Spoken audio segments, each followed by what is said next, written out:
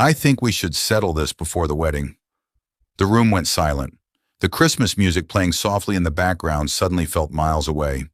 Even the crackling fireplace seemed to disappear as Ethan's father reached into the inside pocket of his navy blazer and slid a thick white envelope across the polished oak table. It stopped inches from my plate. No one said a word. My daughter Emily looked from the envelope to me, her smile fading. Ethan leaned back in his chair, folded his arms, and wore the kind of confident grin that only comes from believing you've already won. His mother lowered her wine glass and watched me with polite curiosity. I looked down at the envelope. My name wasn't written on it. Neither was Emily's. There was only one word printed neatly across the front: family. I slowly picked it up. The paper felt unusually heavy. "I think you'll understand why this is necessary." Ethan said, his voice calm but carrying enough pride to fill the room. I didn't answer. Instead, I carefully opened the envelope while everyone watched. Inside was a stack of legal papers. Before I could read the first page, Ethan's father quietly added, "Please read everything." I nodded. I had spent 38 years in the United States Army. I'd opened mission briefings before dawn, letters informing families of unimaginable loss, promotion orders, retirement papers. Compared to those moments, opening an envelope at Christmas dinner should have been easy. Yet something about the expressions around that table told me this piece of paper would change several lives. I turned the first page, and for exactly 2 minutes, no one spoke. My name is Richard Walker. I'm 72 years old. Most people who meet me assume I'm just another retired old man trying to stretch Social Security until next month. I don't blame them. My pickup truck is 20 years old. My winter coat has a repaired sleeve. My boots have been resoled twice. I drink coffee at the same diner every Tuesday morning. I mow my own lawn. I never cared much about appearances. The funny thing is, none of those assumptions have ever bothered me, because none of them are true. What very few people know is that I retired from the United States Army as a 4-star general after nearly 4 decades of service. My military pension alone is a little over $28,000 a month. My home has been paid off for years. I have investments my late wife and I built carefully over decades. Financially, I've been comfortable for a long time, but comfort was never something I felt the need to advertise, especially after losing my wife, Margaret. She had a saying she repeated almost every Christmas. Richard, she'd tell me while wrapping presents in our living room, "If you ever want to know someone's character, let them believe you have nothing." Back then, I thought she was simply being philosophical. Years later, I realized she was absolutely right. Emily had begged me to spend Christmas with Ethan's family. "Dad," she'd said over the phone a week earlier, "it'll mean a lot to him," I smiled. "I thought he usually spent Christmas skiing." "He changed his plans." "Why?" She hesitated. "He wants both families together before the wedding." That sounded reasonable enough. I accepted immediately. I didn't tell her I'd already noticed changes in Ethan over the past year. Nothing dramatic, nothing that would make headlines, just little things. He'd started judging restaurants by valet parking. He complimented expensive watches more than kind people. He spoke differently to waiters than he did to business partners. Whenever he visited my house, he'd glance around the living room with polite disappointment, as though wondering why anyone would still own furniture older than their grandchildren. He was never openly cruel, just quietly dismissive. The kind of arrogance that often hides behind good manners. Emily either didn't notice or didn't want to. That Christmas afternoon, I deliberately wore my oldest brown coat. The zipper had been replaced years earlier. The elbows showed faint signs of wear. Margaret used to tease me that I'd probably be buried in it. I smiled at the memory before climbing into my old Ford pickup. The drive across Charlotte took about 35 minutes. Large brick homes replaced modest neighborhoods. Perfectly trimmed hedges, luxury SUVs lined the streets. Every house looked like it belonged on a holiday postcard. Ethan's parents lived at the end of a quiet cul-de-sac. Beautiful home, nothing excessive, just successful. Emily greeted me first. She hugged me tightly. "I'm so glad you came." "So am I." Ethan appeared moments later. "Merry Christmas, Richard." He always called me Richard. Never Dad, never Mr. Walker, just Richard. I never corrected him. He shook my hand. His eyes briefly drifted toward my coat. "You know, It's freezing outside. It is. You should let Emily buy you a decent winter coat. Emily immediately looked embarrassed. Dad likes that coat. Ethan laughed. Well, everyone deserves an upgrade eventually. I smiled. So I've heard. Inside the house smelled like cinnamon roasted turkey and fresh pine. Family photographs covered the walls. Everything looked warm, comfortable, normal. His mother welcomed me politely. His father gave me a firm handshake. Unlike Ethan, his eyes stayed on my face. Not my clothes, not my truck parked outside, just my face. That small detail stayed with me. Dinner began. Conversations flowed easily. Vacation homes, stock markets, luxury cruises, wine collections. I listened far more than I spoke. Eventually, Ethan laughed while telling a story about one of his coworkers. I told him, if you're still broke after 65, you probably made bad decisions your whole life. Several people chuckled. Someone nodded. Ethan glanced toward me. I mean, retirement should be comfortable if people plan ahead. I calmly sliced another piece of turkey. Planning matters, I said. It sure does. His mother smiled sympathetically. It must be difficult living on a fixed income these days. Emily shifted uncomfortably. Before I could answer, Ethan spoke for me. Richard manages. Manages. Interesting choice of word. I simply smiled. Because I wasn't there to defend myself. I was there to observe. Margaret had been gone 6 years, but her lesson remained alive. Let people believe you have nothing. Eventually, dessert arrived. Coffee followed. The conversation slowed. Then Ethan's father quietly stood, walked to the sideboard, retrieved a sealed envelope, and slid it across the table. I think we should settle this before the wedding. I opened it. The first page read, Premarital Property Agreement. No one moved. No one breathed. For the next 2 minutes, the only sound in the room was the turning of paper. I didn't sign. I didn't argue. I simply laid the papers back inside the envelope and folded my hands on the table. No one seemed to know what my silence meant. Ethan looked almost amused. I'm sure you understand, he said. It's standard these days. His mother nodded. We're only trying to protect family assets. I looked at her politely. I believe every family should protect what they've worked for. A look of relief crossed Ethan's face. He thought I agreed. His father, however, never relaxed. He kept studying me as though he suspected there was something everyone else in the room had missed. Emily stared down at her coffee. I could almost hear her heart breaking. She hated conflict. She always had. Seeing her like that reminded me of another Christmas many years earlier when she was only 8 years old. Back then, Margaret was still alive. Emily had wanted the newest bicycle in the neighborhood. Every one of her friends had shiny new bikes with bright paint and fancy gears. Money wasn't the problem. Margaret and I could easily have bought one. Instead, Margaret found an older bicycle at a church charity sale. It had scratches on the frame. The basket was crooked. The paint had faded. Emily looked disappointed when she first saw it. Margaret simply smiled. Ride it for 1 week. Emily frowned. But everybody else has new ones. I know. Why can't I? Margaret knelt beside her. Because I want you to learn something before life teaches it the hard way. A week later, Emily came home smiling. My best friend didn't care what bike I rode. Margaret kissed her forehead. Exactly. Then she looked at me. People who care about appearances usually reveal themselves before you even ask.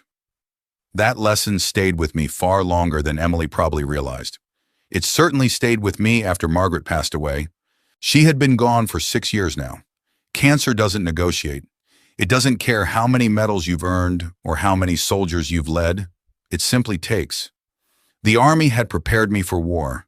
Nothing prepared me for walking into an empty house after 50 years of marriage. For months afterward, I found myself setting 2 coffee cups on the counter before realizing she wasn't there. I'd hear a joke on television and instinctively turn to tell her. Silence answered every time. Eventually, I stopped filling the empty side of the closet, stopped reaching across the bed, stopped expecting another voice in the kitchen, but I never stopped hearing Margaret's wisdom, especially when it came to people. She believed character was easiest to recognize when money disappeared from the conversation. After she died, I made a decision. I wouldn't change the way I lived just because I could afford to. The old truck stayed, The old coat stayed. The same neighborhood stayed. Friends often asked why. My answer never changed. Because everything I own already works. Most laughed. Some didn't understand. I never felt the need to explain further. Military life had shaped me the same way. When I graduated from West Point, one of my instructors said something I've never forgotten. Rank is borrowed. At 22, I didn't fully understand. By 72, I understood perfectly. Every promotion, every salute, every office, every title eventually belongs to someone else. Only your character stays with you. That lesson kept my feet on the ground even after I pinned on my 4th star. People often imagine generals living glamorous lives. Reality looks very different.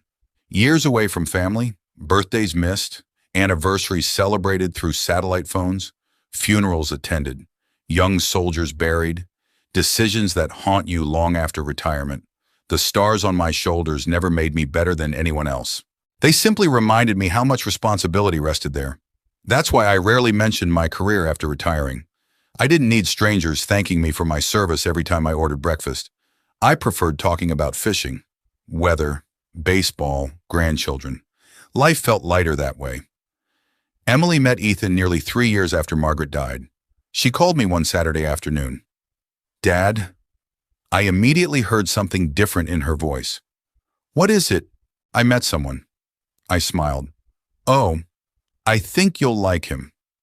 Parents always hear that sentence with cautious optimism. A month later, she brought Ethan to my house. He arrived carrying homemade pecan pie. That impressed me. He shook my hand firmly, looked me in the eye, asked about my vegetable garden. For several months, I genuinely liked him. He worked hard, had built a successful commercial real estate business before turning 40. He treated Emily well.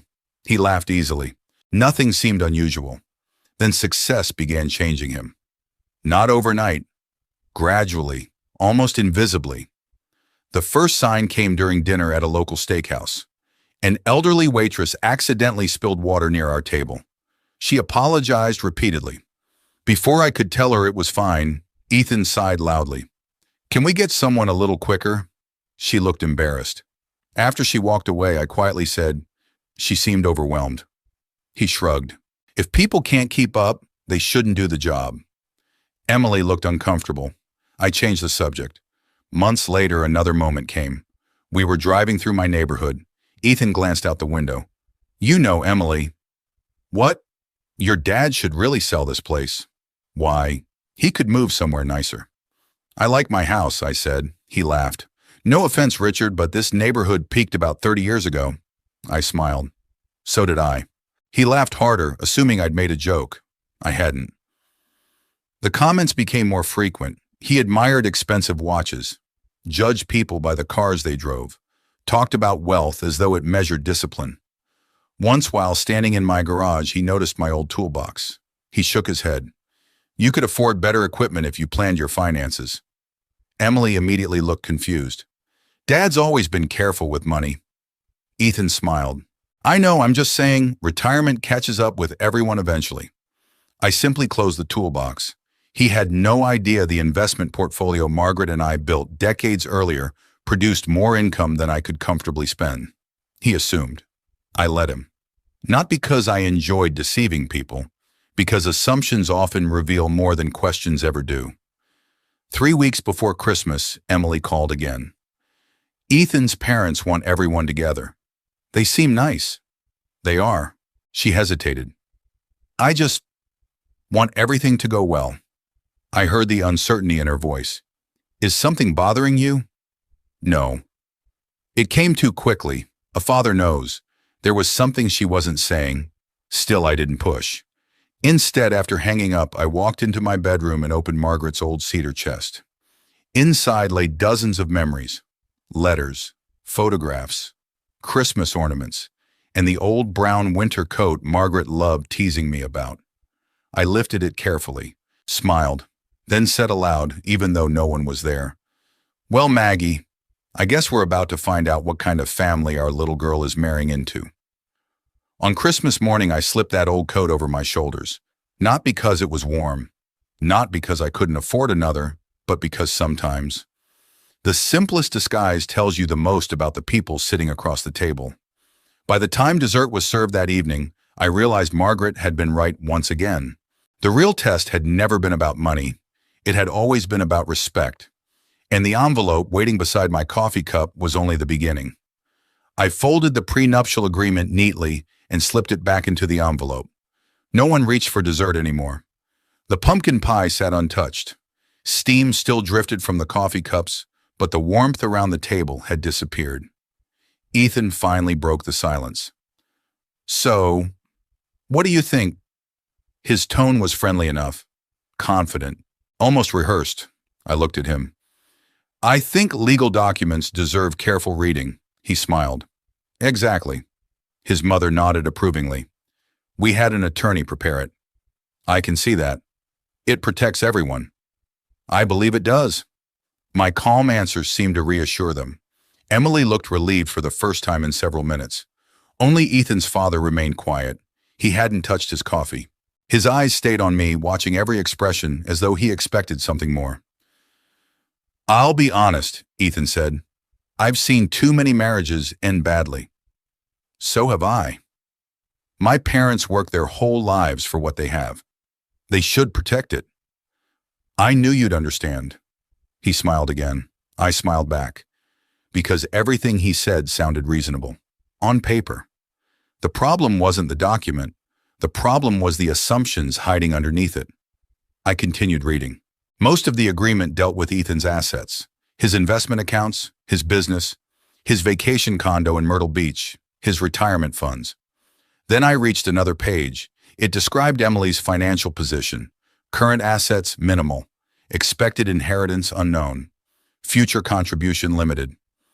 I stopped reading for a moment, not because I felt offended, because I realized whoever prepared these papers believed my daughter entered the relationship with almost nothing. That assumption hadn't appeared out of nowhere. Someone had painted that picture. Emily quietly cleared her throat. "Ethan," he looked at her. "I thought we were signing this after Christmas." "We are." She glanced toward me. "I didn't know Dad would see it tonight." His mother answered before Ethan could. "We felt families shouldn't keep financial secrets." I nodded slowly. "That's a fair point." Emily looked at me apologetically. "I'm sorry." "You have nothing to apologize for." She looked close to tears. I knew exactly what she feared. She thought I was embarrassed. She thought everyone in the room believed I couldn't provide for myself. The truth was, I hadn't felt embarrassed once all evening, only curious. Conversation drifted into uncomfortable silence. Eventually, Ethan's mother tried changing the subject. "So, Richard." "Yes." "Emily told us you're retired." "I am." "What did you do before retirement?" "I served in the Army." "Oh," she smiled politely. "My brother was in the National Guard." "That's honorable service." She nodded. "How long were you in?" 38 years. Her eyebrows lifted slightly. "That's quite a career." "It was." "What rank did you retire with?" Before I could answer, Ethan interrupted. "Mom, military people never like talking about themselves." He laughed. "Richard's pretty humble." I simply smiled. He had unknowingly rescued me from answering. Across the table, Ethan's father noticed. I saw it in his eyes. He'd caught that interruption. Dinner resumed, at least on the surface, but small comments kept appearing, like tiny cracks spreading across glass. Ethan picked up my wrapped Christmas gift. "This one's from Richard." He shook it gently. "Feels light." "It is." Inside was a handmade wooden keepsake box. I'd spent nearly 3 weeks building it in my garage. Black walnut, hand-sanded, finished with natural oil. No factory could have made one exactly like it. Emily smiled immediately. "You made something." "I did." She opened it carefully. The room grew quiet again. The grain of the walnut shimmered beneath the Christmas lights. Inside the lid, I'd carved one sentence. "Family isn't built by money. It's built by showing up." Emily covered her mouth. "It's beautiful." She stood and hugged me. "I love it." Ethan looked inside. "It's nice." Nice. Just nice. His mother admired the craftsmanship. His father gently ran his fingers across the wood. "You made this yourself." "I enjoy woodworking." He turned the box over. "No nails." No hidden joints. Yes. He smiled for the first time that evening. My grandfather used to build furniture exactly like this. For a brief moment, something genuine passed between us. Respect. Not because of rank, not because of money, simply because one craftsman recognized another. Later, Ethan opened his parents' gift, a designer watch, worth several $1,000s. Everyone admired it. He held it toward me. Beautiful, isn't it? It certainly is. I've wanted one for years. I'm glad you got it. You don't wear watches. I lifted my left sleeve. The old military field watch Margaret had given me 25 years earlier rested on my wrist. Scratched crystal, faded numbers, still working perfectly. Ethan laughed softly. You should let Emily upgrade that too. I looked down at it. I don't think I could. Why not? It still reminds me of someone. He didn't understand. Emily did. She reached across the table and gently squeezed my hand. No words were necessary. After dinner, we moved into the living room. A football game played quietly on television. The women carried dishes into the kitchen. Ethan poured himself another drink.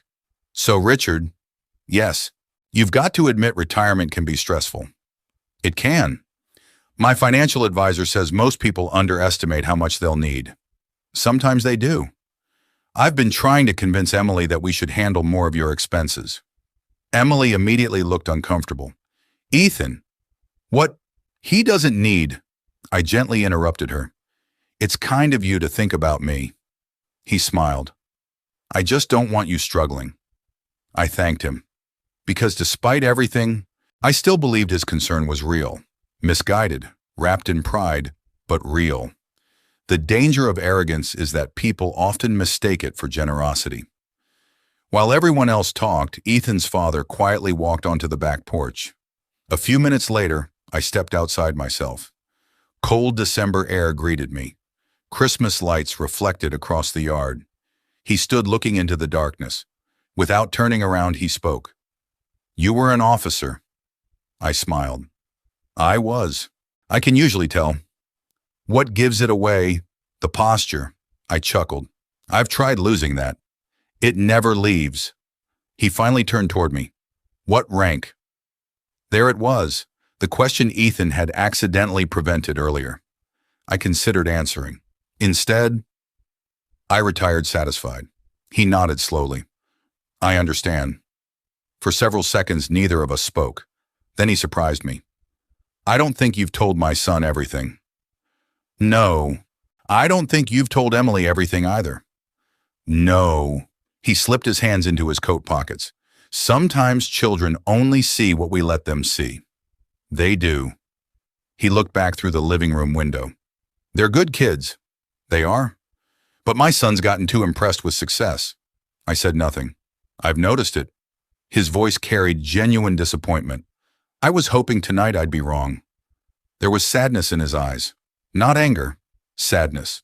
The kind only a father recognizes. At that moment, I realized something important. I wasn't the only parent quietly evaluating the man sitting inside that house. His own father had been watching too, and judging by the look on his face, he didn't like what he had seen. When we walked back inside, the envelope still rested on the coffee table, waiting. I had a feeling it wasn't finished telling its story. When we walked back into the living room, everyone had settled into uneasy silence. Emily sat on the edge of the sofa, twisting the engagement ring on her finger. Ethan stood beside the fireplace, trying to look relaxed, though I could tell he wasn't. His mother busied herself collecting empty coffee cups. Only his father remained seated, his eyes resting on the envelope. I picked it up once more. I finished reading it, I said calmly. Ethan smiled. So, it's professionally written. His attorney must have charged a small fortune for it. Every paragraph had been carefully crafted, every asset carefully listed, every contingency thoroughly considered. From a legal standpoint, I had no complaints. From a father's standpoint, I had several. I closed the folder. May I ask a question? Of course, Ethan replied. If Emily signs this tomorrow, what exactly will she be protecting? He looked surprised. My family's assets. I understand. My business. I understand. My investments. I understand. My retirement accounts. I understand. He smiled confidently. I've spent 15 years building everything I have. I respect that. So, what's the problem? I looked directly at him. The problem isn't what you're protecting, it's what you're assuming. The room became quiet again. Ethan frowned. What do you mean? I gently tapped the section listing Emily's financial position. This document says my daughter enters this marriage with very little. His attorney had estimated her net worth at less than $80,000. I almost smiled, not because it was funny, because it was astonishingly inaccurate. Ethan shrugged. That's basically true. Emily looked confused. Dad, I turned toward her. Sweetheart, have I ever discussed my estate with you? She blinked. No. Have I ever shown you my investment accounts? No. My trust documents? No. My retirement income? No. She looked embarrassed. I never asked. I know, I smiled warmly, and I appreciated that. Ethan crossed his arms. I'm not sure what any of this has to do with the agreement. It has everything to do with it. His mother spoke gently. We're simply trying to avoid future misunderstandings. I admire that. Then why are you objecting? I'm not. Everyone looked puzzled. I'm objecting to assumptions. I reached inside my coat, not for a wallet, not for a checkbook. Instead, I removed a thin leather folder that had traveled with me for years. I always carried it. Inside were emergency contacts, medical information, military identification, and several documents Margaret had insisted I keep close. I laid it beside the envelope. Emily looked at it curiously. I've never seen that. You've never needed to. I opened it slowly. The first thing I removed was a simple blue identification card. My retired military ID. I slid it across the coffee table. Ethan picked it up first. His expression didn't change immediately. Then, his eyes stopped moving. He read the line beneath my photograph again. His face slowly lost its color. He looked at me, looked back at the card, then read it one more time. Finally, he whispered, General. No one answered. His mother reached for the card. What is it? She adjusted her glasses. Then she froze. Oh. Emily leaned closer. Her mouth fell open. Dad. She stared at me as though she were seeing a stranger. She couldn't finish. Ethan kept shaking his head. No. I smiled gently. Yes. His father finally spoke. I thought so. Every eye turned toward him. You knew. He nodded slowly. Not exactly. He looked at me. But I suspected he wasn't telling us everything. Ethan stared at both of us. You mean? His father interrupted quietly. The way he carries himself. He looked toward me again. I asked what rank you retired with. You did. You never answered. I didn't. Because you didn't need to. For several moments no one spoke. Then Emily finally asked the question she'd apparently never imagined asking. Dad, what? You were a general? A 4-star general. Tears immediately filled her eyes. Why didn't you tell me? I smiled sadly. You never asked. I would have wanted to know. I wanted you to know me. She covered her mouth. Oh my God. I didn't want my rank sitting at the dinner table every time we shared a meal. She stood and hugged me. I had no idea. I know. I'm sorry. For what? You thought I was simply an old man. She nodded through tears. I was. And that's exactly what I wanted. Ethan still hadn't spoken. He continued staring at the identification card. Finally, he managed, Why would you hide something like that? I looked at him calmly. Why would I advertise it? He opened his mouth, then closed it again. There was no answer. His mother finally asked, So, you've been receiving a military pension all these years? Yes. How much? I hesitated. His father answered for me.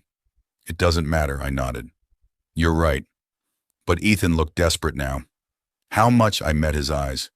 A little over $28,000 each month. Silence. Complete silence. His mother's coffee cup slipped slightly against the saucer.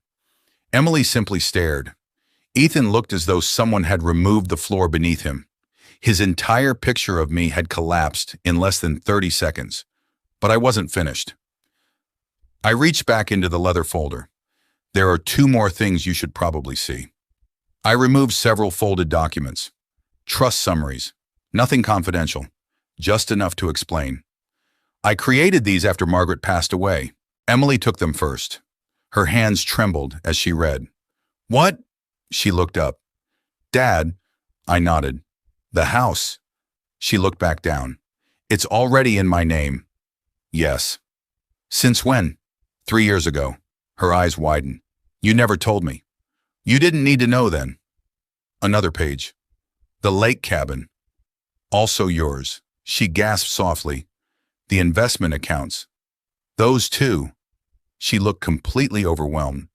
But I wanted everything arranged long before I was gone. Ethan's breathing had become noticeably slower, as though he were trying to process numbers that no longer fit the story he'd been telling himself. I continued. There are education trusts for every future grandchild. Emily burst into tears again. Dad, there are charitable funds. Another page. And enough investments that if managed responsibly, you'll never have to worry about retirement. No one moved. The attorney's estimate that Emily owned almost nothing suddenly seemed absurd. She wasn't entering the marriage empty-handed. She was entering it financially stronger than anyone in that room had imagined. I looked toward Ethan. I never intended to discuss any of this. He couldn't meet my eyes. But once someone writes down assumptions about my daughter, I gently placed the prenuptial agreement on top of the trust documents. I think the full picture deserves to be seen.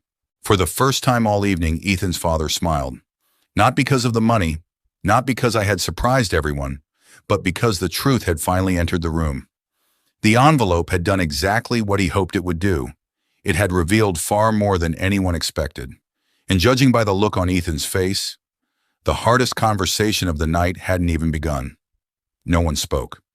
Not because they didn't have anything to say, because every sentence that had seemed so certain only minutes earlier had suddenly become dangerous. The crackling fire was once again the loudest sound in the room.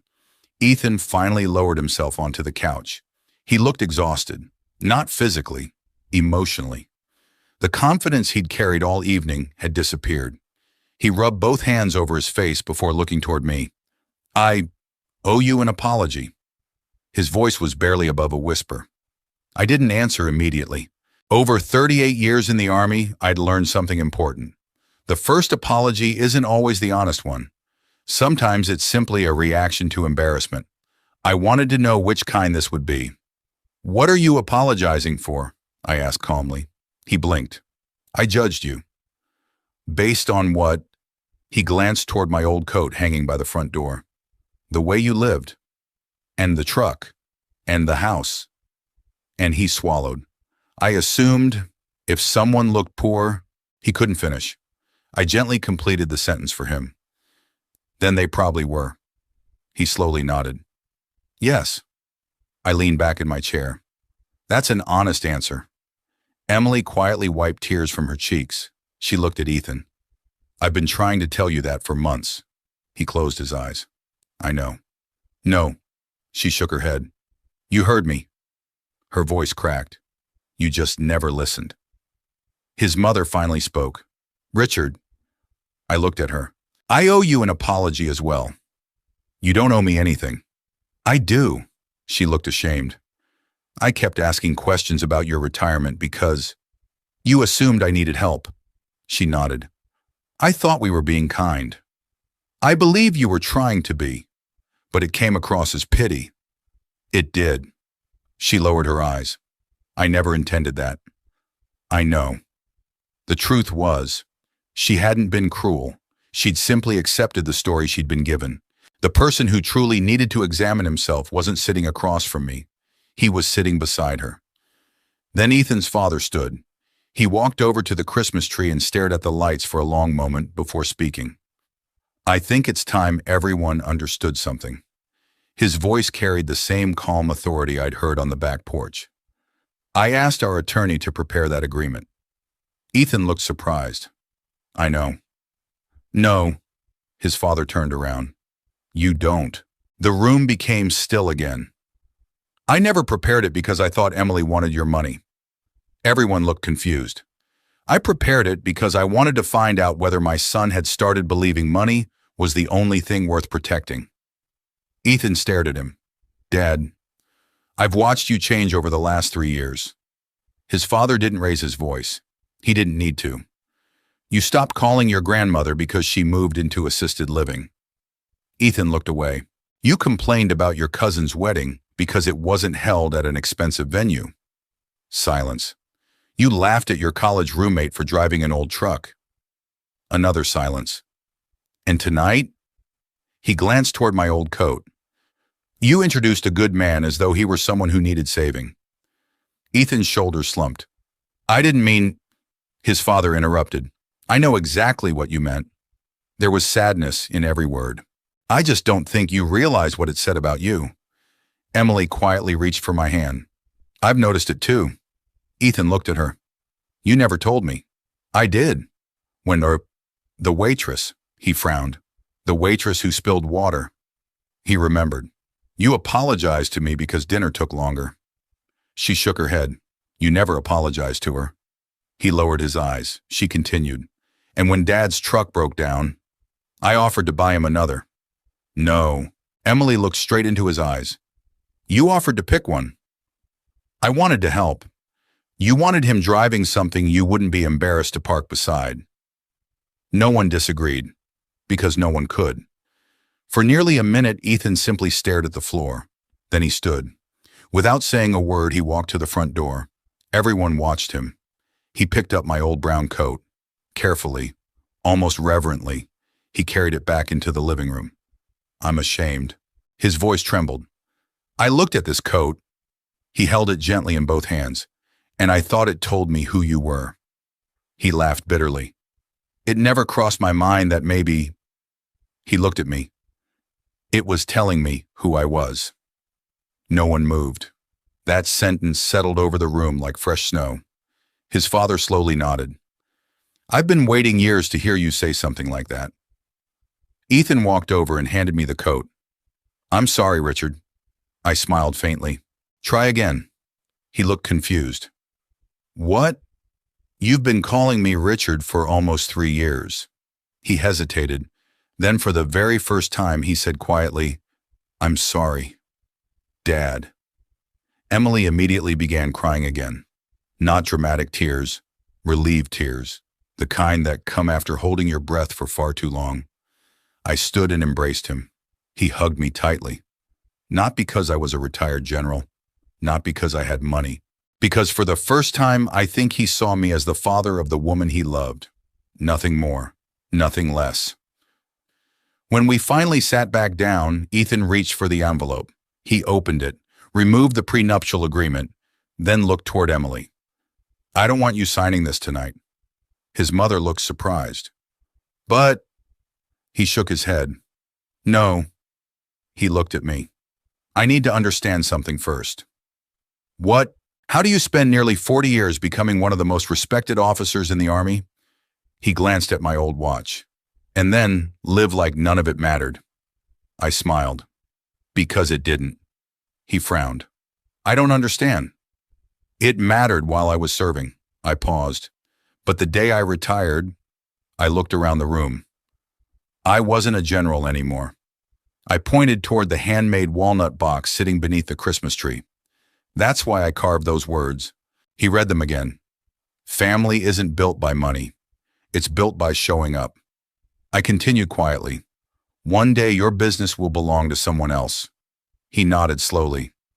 One day my medals will belong to a museum. Silence. One day every dollar any of us have will belong to somebody else. The room was perfectly still. So what remains? No one answered. I did. The people who remember how we treated them. Ethan's father walked over and rested a hand on his son's shoulder. I don't care whether you marry into wealth. He looked directly at Ethan. I care whether you become the kind of man worthy of your wife.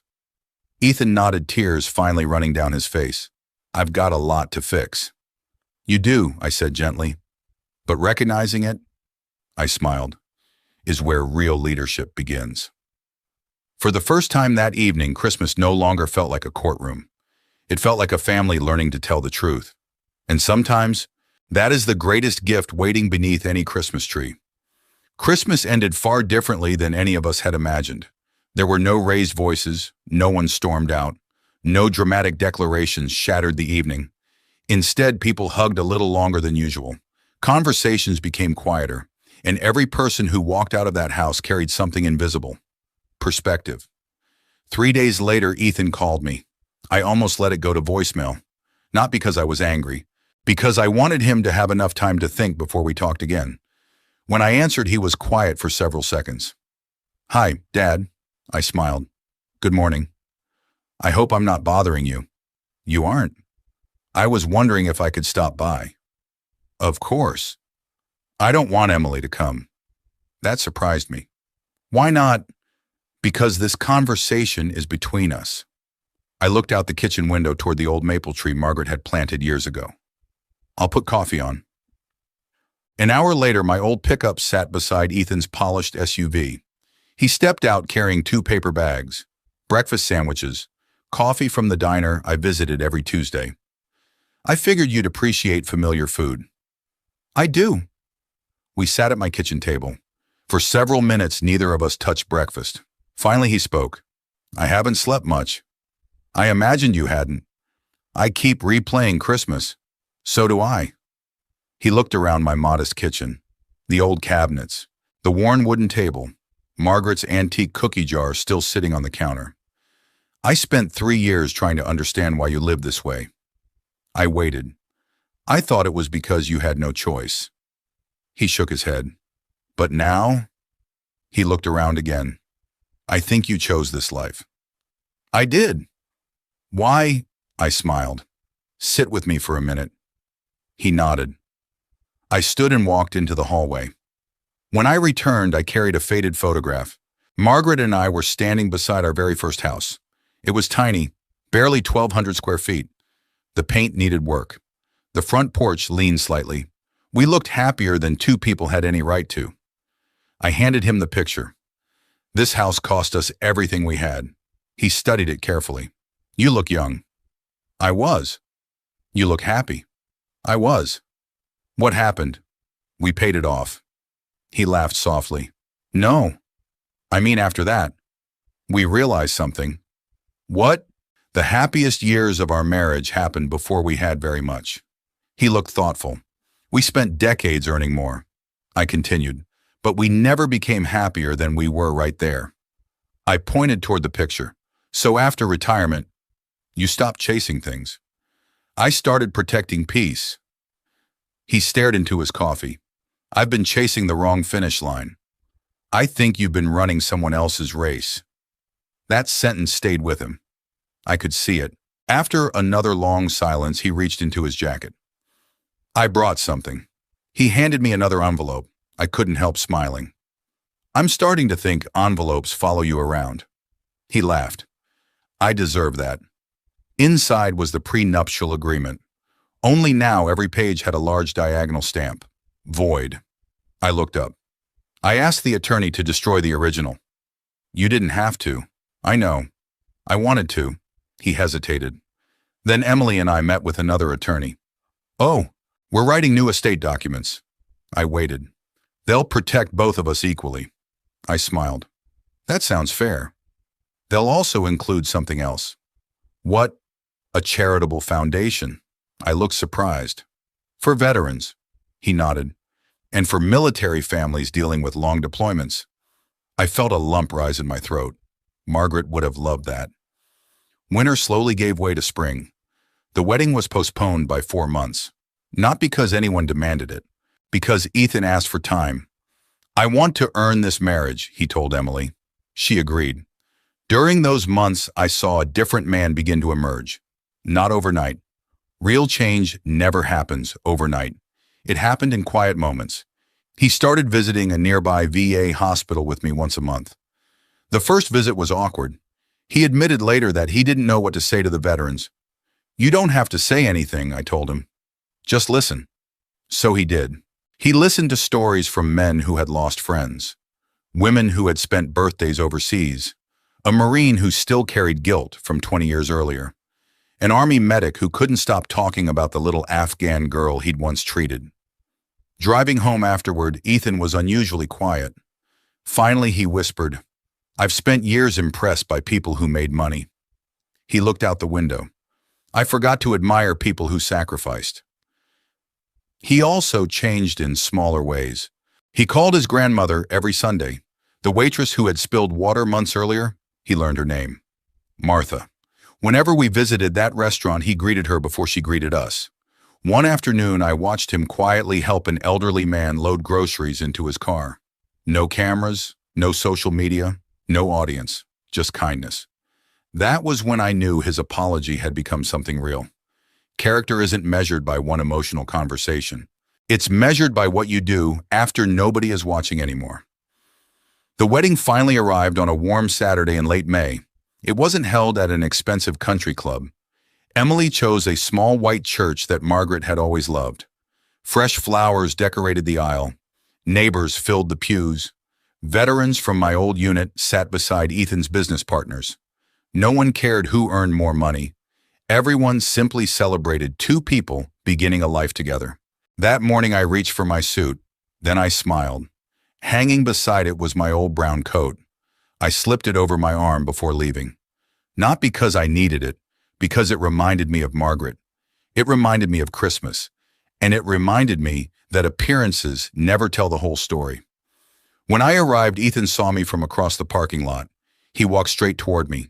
Before saying a word, he wrapped me in a hug. A real one. Not polite, not formal. Family.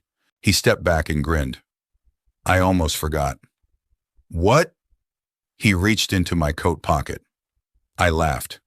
"What are you doing?" He pulled out my old military field watch. I had it cleaned. I looked at the crystal. The scratches remained. The faded numbers remained. Only the movement had been serviced. "It still looks old," I said. He smiled. "It should." I looked at him. "Thank you." He shook his head. "No." His eyes filled slightly. "Thank you, Dad." Just before the ceremony began, he leaned closer. "I respected your rank the night I found out who you were." He paused. "But I've spent these last 4 months respecting the man you chose to be." I placed a hand on his shoulder. "That's the only promotion that matters now." People often ask me whether that Christmas dinner changed our family. They're asking the wrong question. The dinner didn't change us. It revealed us. It revealed my daughter's courage. It revealed a father's disappointment. It revealed a young man's pride. And thankfully, it also revealed his willingness to grow. Real wealth was never my pension, never my investments, never the property Margaret and I spent a lifetime building. Real wealth was sitting in that church watching two families become one, not because of money, but because truth had finally made room for grace. If this story reminded you of someone in your own life, I hope you'll reach out before pride builds walls that love has to tear down. Sometimes the greatest gift isn't proving someone wrong, it's giving them the chance to become better. And if stories like this speak to your heart, I'd be honored if you shared your thoughts in the comments, shared this story with someone who might need it, and subscribe to join me for more journeys about family forgiveness and the quiet strength of character.